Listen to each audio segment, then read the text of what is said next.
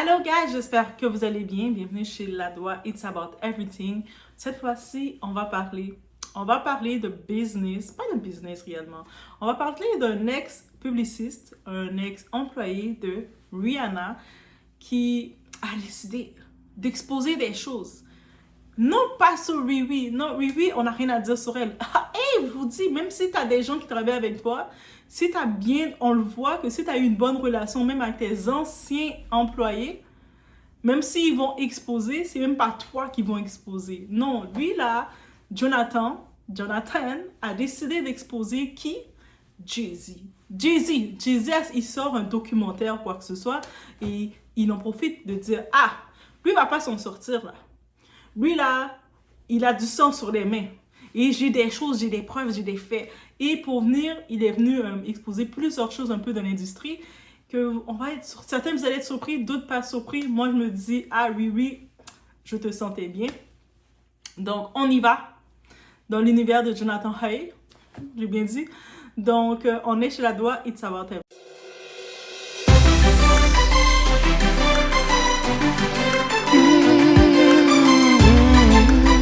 Alors oui, comme vous le voyez, les nouvelles sont là, up to date. Les nouvelles sont là. Donc, on a Jonathan Hay, l'ancien publiciste de Rihanna. Lui était dans l'époque de Point de Replay, premier album, premier moment de Rihanna. Elle était chanteuse, mais dans l'industrie, elle n'avait pas son nom, elle n'était pas là, on voit, et pas vraiment. On savait juste qu'elle était une nouvelle artiste dans le label Def Jam de Jay-Z. On disait protéger Jay-Z, mais pas plus. On sait qu'il avait signé d'autres personnes, dont Tia Mary. Donc, on se disait comment on peut faire pour faire du marketing avec elle pour voir si son nom peut ressortir. Et vous savez, je vais vous le dire, le nom doit ressortir. Et lui, ce publiciste-là, il a travaillé avec les Kardashians. Il a travaillé avec tant d'artistes. Et c'est exactement la formule. On va utiliser une histoire, on va monter une histoire. On va faire le monde, ça va jouer dans l'actualité.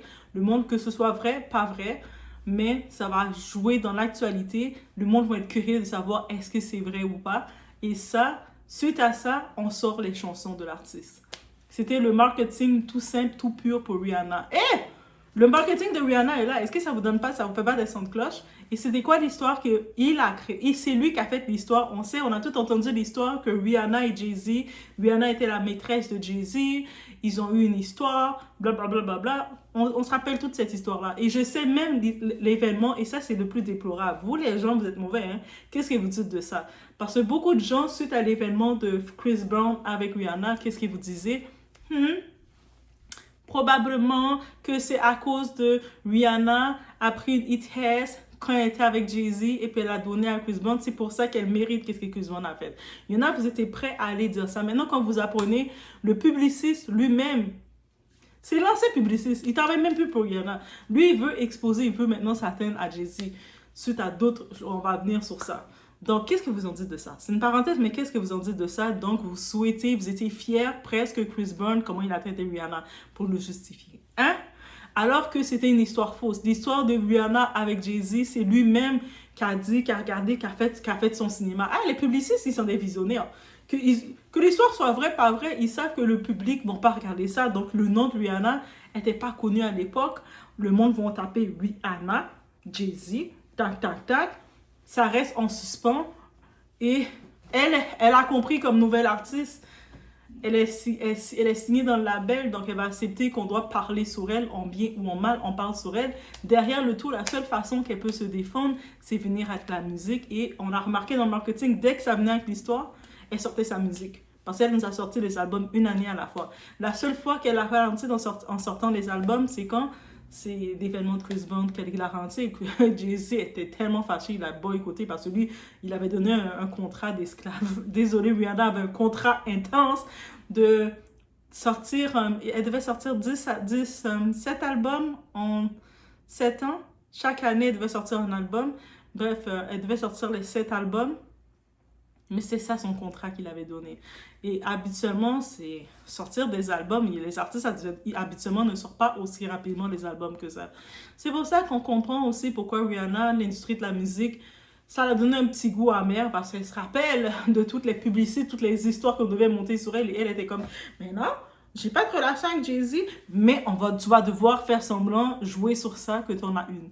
Et puis on se rappelle, suite à cette histoire-là, on a vu Good Girl Gone Bad pour dire maintenant, elle était une petite good girl, elle est devenue bad. On a tout joué sur ça, sur le côté rebelle et tout.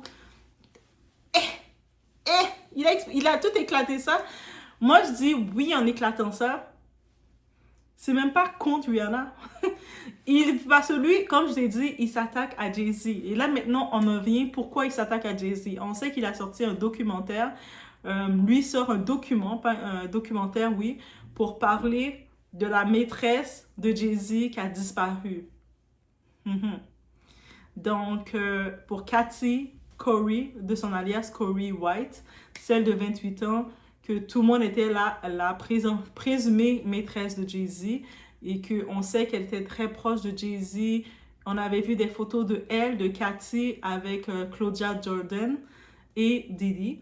Donc, on dit aussi que dans le dossier de Diddy, il est au courant qu'est-ce qui est arrivé à Cathy, parce qu'il est complice avec Jay-Z. Pour en tant que tel, Jay-Z l'a mis dans leur truc pour pouvoir faire le tout. Donc, c'est pour ça que, en effet, on comprend la position de Jay-Z qui ne peut pas trop se mettre contre Diddy.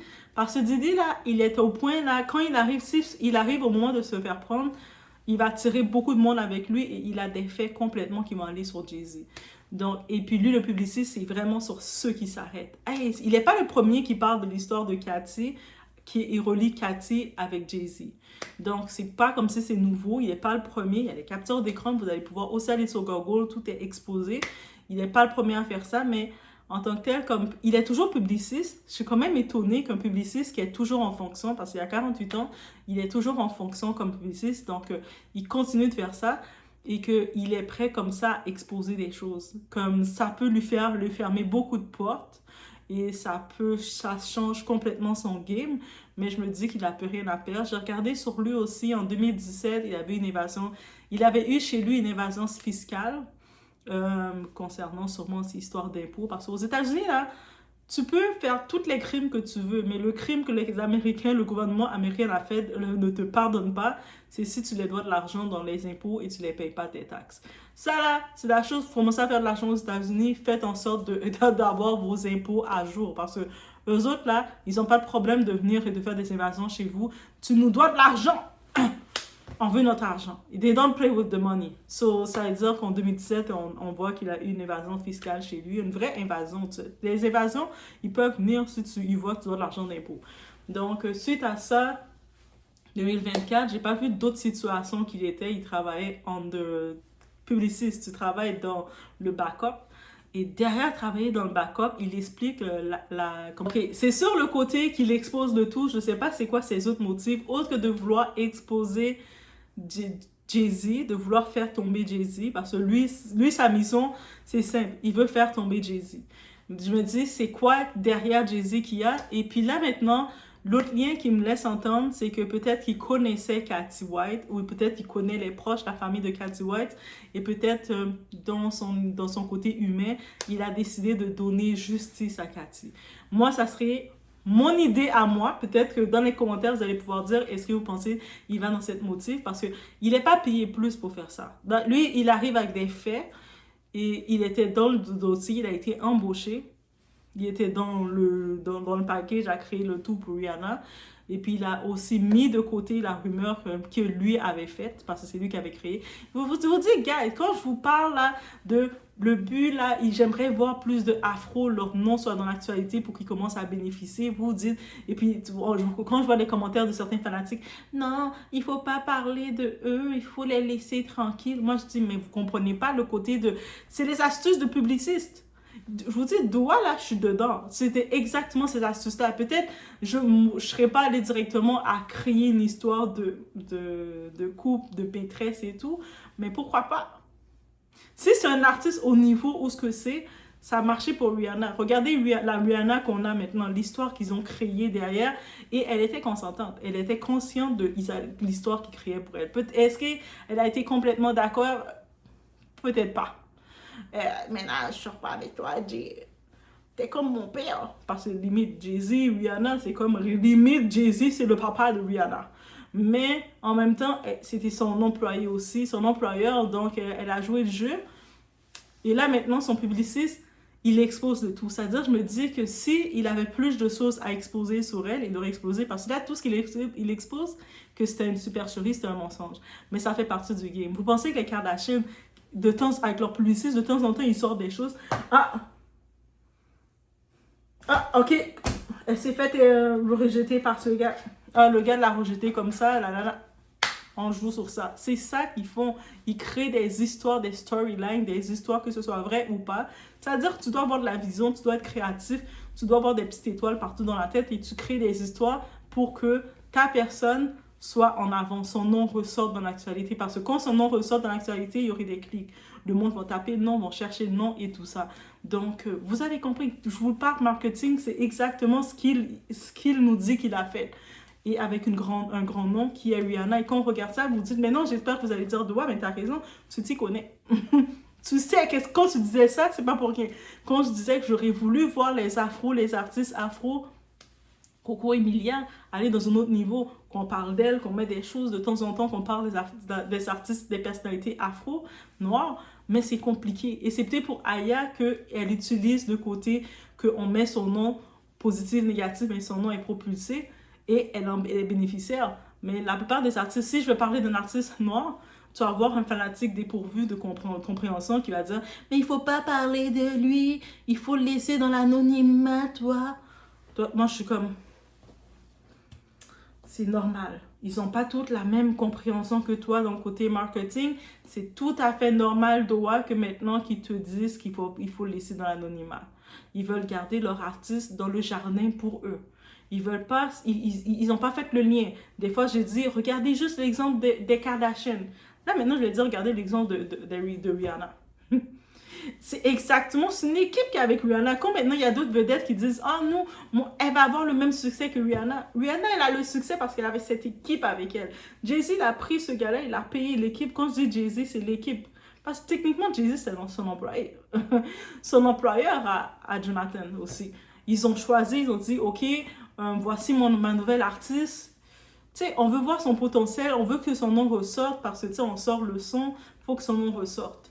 Ben oui, voici comment son nom va ressortir. On va laisser croire aux gens que toi et elle, vous avez une histoire. Et des fois, c'est pour ça qu'on n'a pas réellement vu de collaboration avec Beyoncé. Pourtant, Rihanna, on se rappelle dans ses débuts. Les fans de Rihanna, dites-moi-le.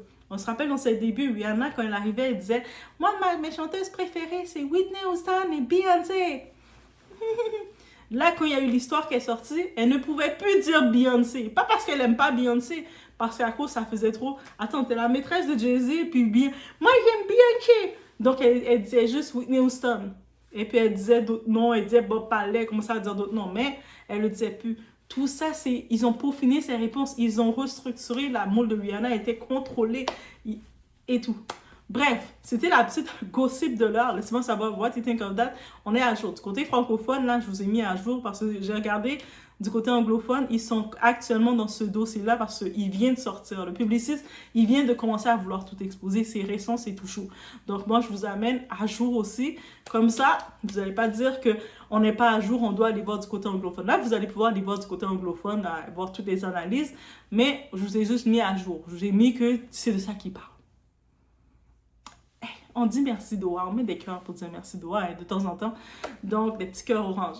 Donc je vous laisse sur ce, laissez-moi savoir ce que vous en pensez et on se voit aux prochaines vidéos.